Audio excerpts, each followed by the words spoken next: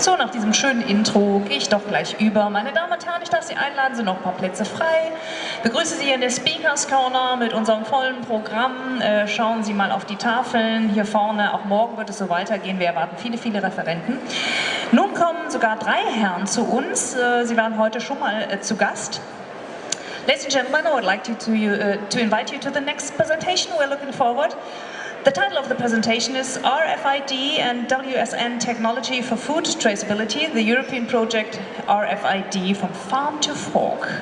Sie haben es gerade schon ein bisschen kennengelernt. Ich darf Ihnen die Herren vorstellen. Es ist Professor Newman, Dr. Inigo Quiñas und Dr. Mira Treba. Viel Vergnügen. Thank you. I must apologise for giving this presentation in English. I guarantee you'll understand it much better than if we try to give it in German. But what I must try and do now is work out how to get this. Where's Marco? How do we get this back to? Oops. Can't do it. Thank you, we're there. Good. Right, so my name's Bob Newman from the University of Wolverhampton, and I'm just going to give a very short introduction to what we're doing, who we are, and then hand you over to my colleagues who will tell you the interesting stuff about what we've actually done. So, oops. So, this is us. We started off as a European project funded under the Competitiveness and Innovation Programme, and our aim is what it says there, simply to provide consumers with a way of finding out where their food comes from. Some time ago this was fairly easy. People bought their food from local suppliers, they bought them from a butcher who bought their, if it was meat, who bought his meat from local farmers, and everyone had a pretty good idea where their food came from because they knew the people who made it. Nowadays you buy your food in a supermarket and companies will tell you how good their food is and how good the product is, but actually they have no way of proving it, and we've provided them with the people who put a lot of care into their process with a way of demonstrating directly to the customer that that's the case, and that provides them with the ability to sell their product for more money because it's better, and also to protect against the unscrupulous people trying to sell inferior products at lower cost, which have been which don't have the care and quality in their production. So that's who we are. I'm immediately going to hand you over now to my 2 colleagues who will give you some detailed information on the work that we've done in 2 different food sectors, and then I'll come back again and tell you a bit about how you could be involved if you want to be involved. So, which of you is coming first? Is it? Thank you, Bob.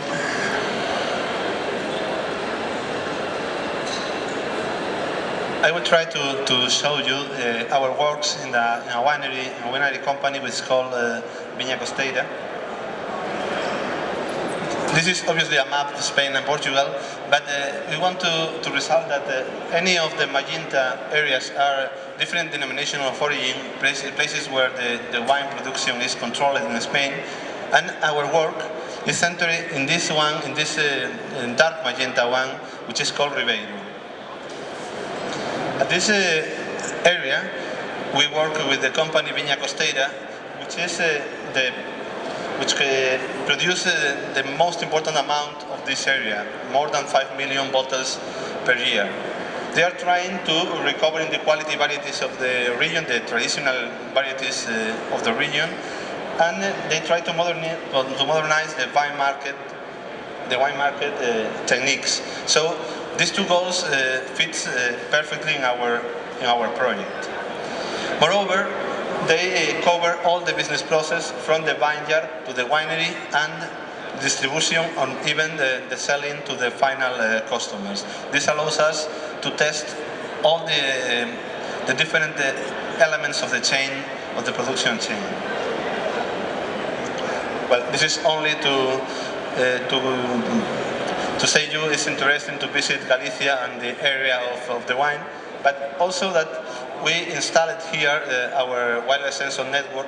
It's a very well organized vineyard, which was very useful for us for our tests. Besides, we try to cover, to follow traceability along all the business process, from the harvesting to the charting, pressing, decantation, fermentation, all treatments of masts or vines, till the delivery or to the final users. This way, our solution was made in two technologies: a wireless sensor network at the vineyard and an RFID system at the winery, trying to cover all the steps of the business processes, and even we have some tests for customers with QR codes or NFC technology. The part corresponding to the vineyards with the different sensors connected by wireless. You have here a photograph with the yellow part of the element provides the connectivity, the possibility of sending the data from the different nodes, and these cables goes to the sensors. Sensors like this one is some kind of electronic leaf, to measure the wetness of the leaves, or measuring temperature and humidity at the floor or at the ambience. Every possible parameters that could be interesting for controlling the quality of the health of the plants. The connectivity is assured by using a mesh topology, which means that each node connects with the others, passing its information. Each node collects some information from the sensor and transmits using several jumps to a central node. If one of the nodes falls, the network is reconfigured automatically to provide information to the coordinator node. And from this point, this is a sensor network at the vineyard. We send via the internet, via radio, to our lab to collect all the data and then to incorporate the information to the database on the company. The other part is the winery, and we try to integrate everything in RFID technology using handheld readers. This is more comfortable or more convenient for this large area and for the operators in the winery. And we provide the different elements of the winery with the RFID tags, waterproof RFID tags. So we have a very sensitive software programmed in the handheld reader with different options at the beginning concerning each of them of different stages of the production of wine. And each process generates data which is added to the database of traceability inside the winery. But obviously we did Spanish and English versions, but we could program in any other language, of course. These are some examples of the screens that appear in the handheld reader. The handheld reader is something like this size. And the idea is that the operators in the vineyard could wear this handheld reader and register the different movements of volumes of mast, or the different treatments they apply to the mast, to the wine, the movements from one tank to the other, filtering, or all this information. So here is the example of the harvesting, the chap damping, and the fermentation activities. And here you can see the operation of this kind of systems. This is the handheld reader. The size is like this, I said. And there are photographs in different stages of the production chain. Well, all of this data is concentrated in a database, and what is important for the managers of the company is that they can follow the traceability of each product just by reading the tag glued to the bottle or to a tank, or introducing a batch number. With this batch number, they obtain immediately all the information from the actual situation to the previous till the farm stage.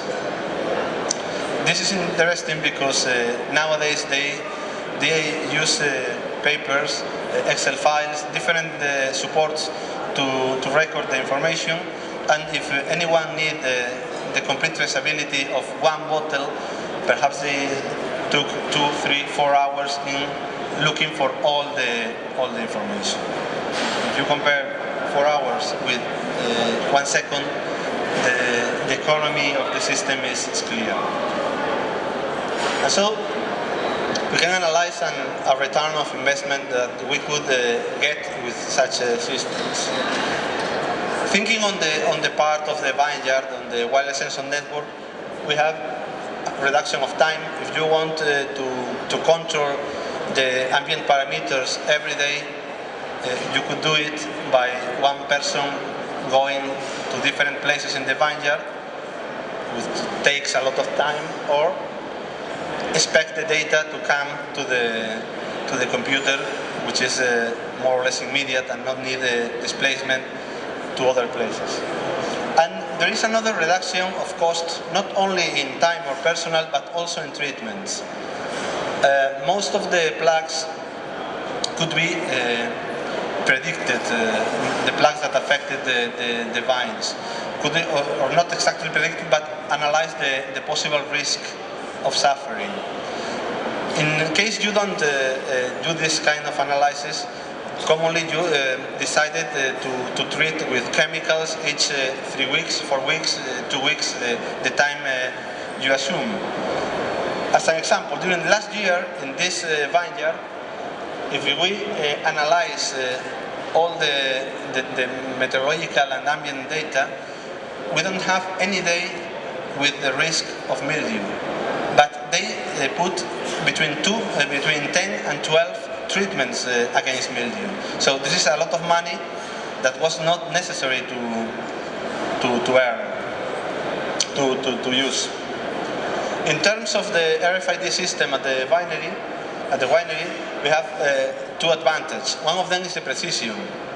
All movements of liquids in the winery are registered, and are registered systematically, with no problems of the person that writes the form has a mistake in one number or in one code. And also, we have this reduction of time to obtain the traceability history of a product, as I commented before. Of course, the managers of the company, of the winery in this case, had the complete information of the traceability, but they could decide which part of this information could be interested for the final users, and allow this information in the web service of the Farm to Fork project, or in the near future in the Farm to Fork Foundation. So this a common bottle could be provided with an NFC tag or with a QR code, and the user at the supermarket, at the shop, could use their own smartphone to check the information of the bottle, information about the path the bottle suffered from the winery to the shop, the data and the conditions of each stage of the production chain, information on nutritional events and so on. And so this is my part of the presentation on the wine sector, and let the microphone to Mira Trevor, who is presenting the fish example. Thank you very much. Oh, thank you. So I would like to present you the other pilot, which is a fish pilot running in Slovenia. We are actually coming from the university, but with involving a company already having a fish farm and covering the full supply chain of the fish, which is then delivered to final customers and also to restaurants. So we are building RFID system, which is not necessary to be an RFID traceability system, so we can use already defined system of collecting data instead of adding RFID, as I will discuss at the end. So this is a small company running fish farm in the northern part of Adriatic Sea, and the product is called Piran sea bass, which means that they are actually growing this fish for a long period of 3 years. This gives this fish the quality which is recognized as a high quality fish breed in this part of Europe. So the delivery of this fish is actually done in 2 days, in 1 or 2 days. It depends on the customer's delivery time, and the quality is really recognized as one of the best. So we cover all the steps in the supply chain, which means that we can do inspections at the fish farm, we can do processing until the end customer. So the fish farm is having this Piran sea bass as a product. They then add already a paper tag, which means that the brand is very well recognized, and it is on sale in Slovenia, also in Italy, and in some parts of Austria lately. So actually the system which we are building now and is already operating. So we made some tests, and the customer and the company are very fond of using this system. It is defined with 4 stages. So farm is not a part of the information which is going to be available to customer. It is meant to be used at the company. So the main steps of the collecting data used at the web page are processing, then logistics, and the information at the fish market. So the step in the processing, it takes two parts. The first one is the ordering part of the management, and then the second part, which is preparing orders, which means that each fish is weighed, which means that the category of fish is packed into one box, and then it is prepared on the basis of the orders already defined by customer. So we use RFID printer. Instead of printing usual paper labels, we now added RFID tag, which means that the information is collected electronically and more faster than in the usual system. In the second part, so when the boxes are ready to be transported to the cold store, then we use the second equipment, which is RFID portal, a gate with antennas and readers, and these boxes are then stored for 1 night in the cold store, and the next day delivered to the fish market. So the delivery is then made by identification of boxes, so we can compare the delivery with the order, and if everything is correct, then it is already made the management system of ordering and delivering the boxes, the fish, to the company which is buying this fish. So this system, as I said, is working. We are having 3 different steps. The first one is is using these three devices. So it's Zebra, RFID printer, scale, and computer. In the second one, so when the boxes are packed, we have different boxes. One box is for private customer, the second boxes are for companies like retail, restaurants, and so on.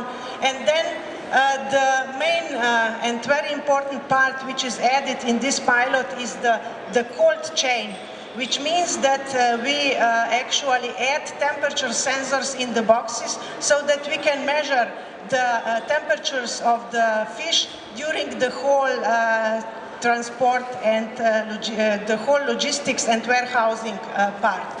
So this can be seen here. We have small RFID temperature loggers, which means that we stay with the same technology. We don't use different kind of sensor systems.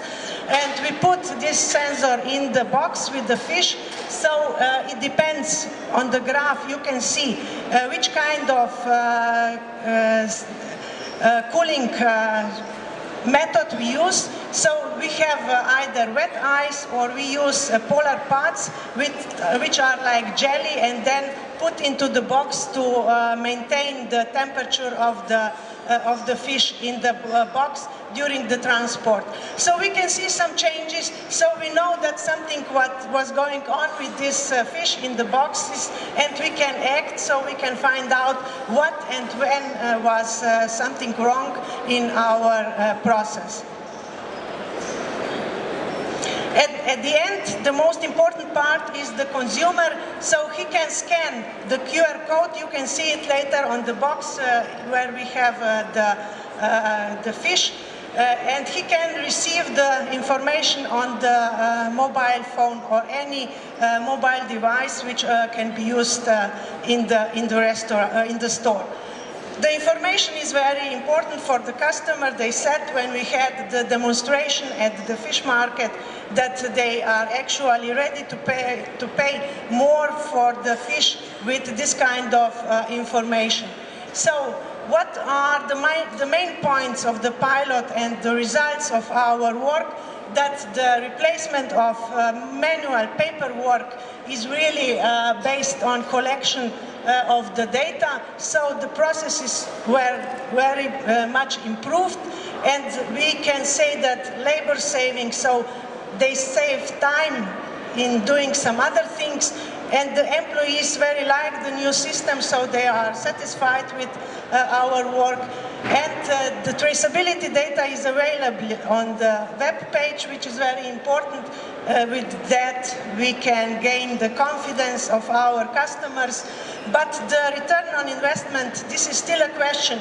If we use this kind of RFID system, then the prices are still not very low, but we can do this, as I said, with any existing technology of barcoding or just putting data into the computer, which means that we can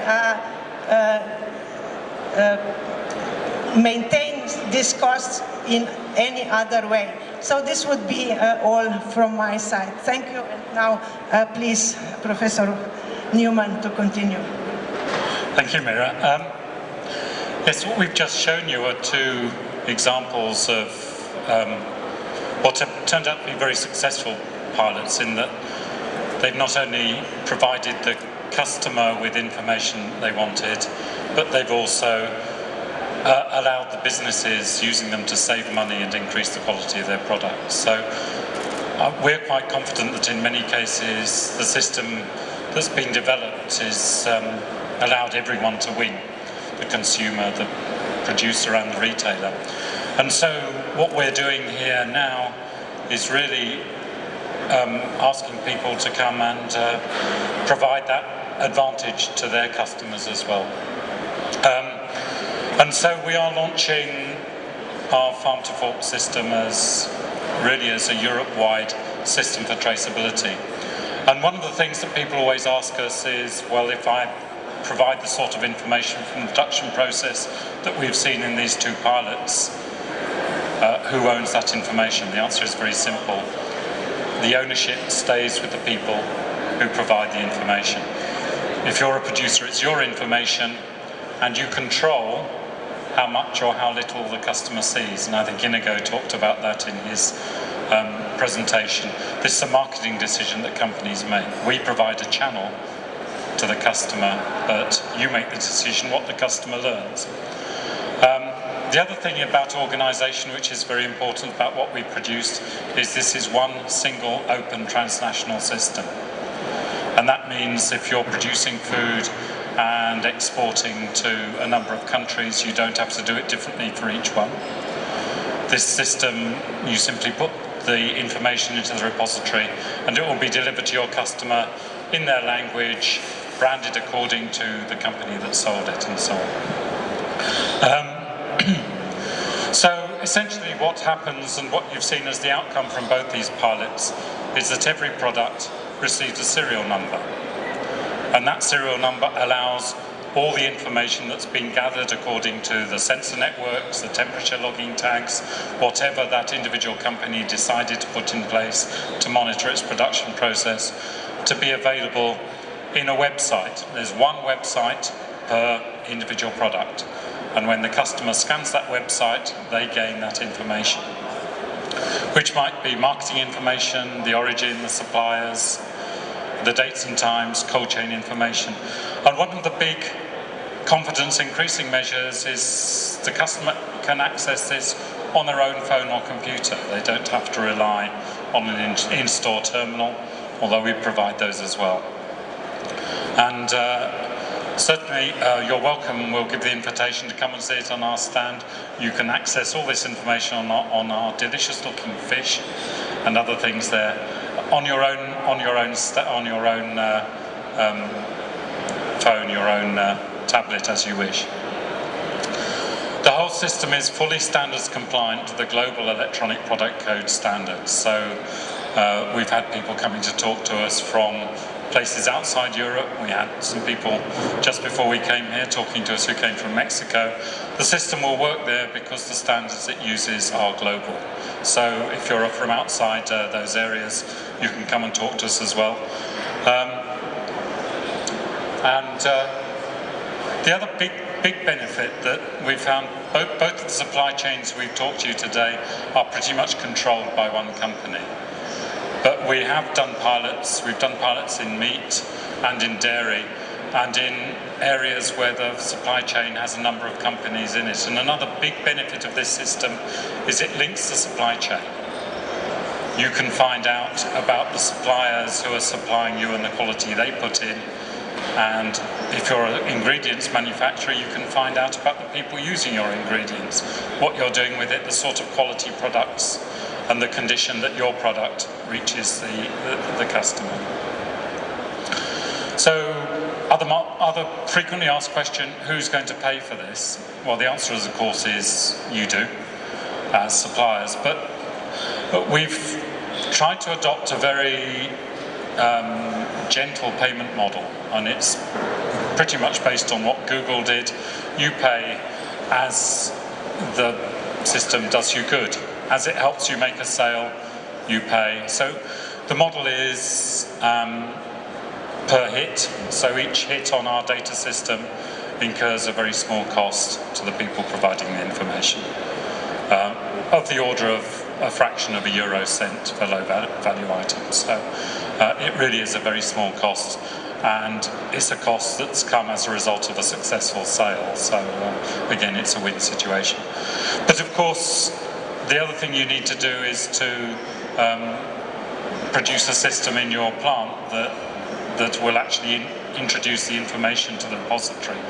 And that is an individual thing. Every production process is different, and that will cost more or less. It can be very cheap. It depends on how much information you decide to put into the system. I think I've talked about these things. Gives you a lot of added benefits to do with traceability of your product, to do with finding information if you're required to trace a product due to some investigation that's going on. All these things become a lot cheaper. The other question we're asked is, you've said this system is open, and available to everyone, which it is, well, if that's the case, how does an individual company gain a competitive advantage when their competition can also use the system? Well, this is the same as any channel to the market. You provide the competitive advantage because you have your own data gathering system, which tells the story that you design around your strengths as a supplier. You can have your own consumer presentation. The system allows you to brand it according to your own company or according to retailers if they choose to brand it. And you can even introduce your own business productivity applications that uses the data stored in the repository to speed up your business and link your supply chain. So there are many different ways of gaining benefit from the system. And that common infrastructure is maintained by an organisation we're starting up, which is the Farm to Fork Foundation. We've decided this is owned as common ownership of the members to maintain the system, maintain the standards and trustability on which it's based. But within there are many opportunities for people to make their own business and make profits, from the suppliers also to people who may wish to make applications using the system, to people doing training and accreditation. All those are business opportunities that we would be very happy to talk to people about. If you think your business can make money from this, that's what we want to be in the business of doing, providing profits for people. And so the whole system as it is, set of open tools and standards which have been developed to manage all these events over 10 years. We have pilots running throughout Europe. They've all been successful. They've all shown a return on investment to the producer who's using the system. And it's about this sharing of information. And I think, as all our speakers have said, it does not create work. Usually it saves work. All of our pilots have shown that by introducing this kind of system as an added benefit, it reduces overhead in collecting data about your product and satisfying the legal requirements about product data, and is far more efficient than paper-based systems that people use. So what we're doing here really is calling for expressions of interest from anyone who wishes to find out how they can use the system, join the foundation, be a product supplier, be a product integrator. As I said before, anyone who thinks they can make a profit from the system, we'd like to talk to you. And this is where we are. Come and talk to us on our stand. It's Hall 10.1, stand C76A, and it's always manned with friendly and knowledgeable people who can tell you everything about what we're doing. So thank you for coming along, and rather than take questions now, we'll answer them on our stand later. So thank you very much. Thank you, Professor Newman, Dr. Quinhas, Dr. Treba. Thank you. Ich darf Sie gleich einladen. Danke. Bleiben Sie ruhig hier, es geht noch weiter, wir erwarten weitere Referenten, und nachdem wir viel über Lebensmittelverarbeitung, über Technologien oder Prüfverfahren sehr, sehr viel gehört haben, treten wir gleich schon wieder einen neuen Bereich. Es geht um Hygienic Design bei der Planung und Realisierung von Lebensmittelbetrieben. Also wenn Sie interessiert sind, Sie sehen, wir stöpseln eben um und dann geht's weiter.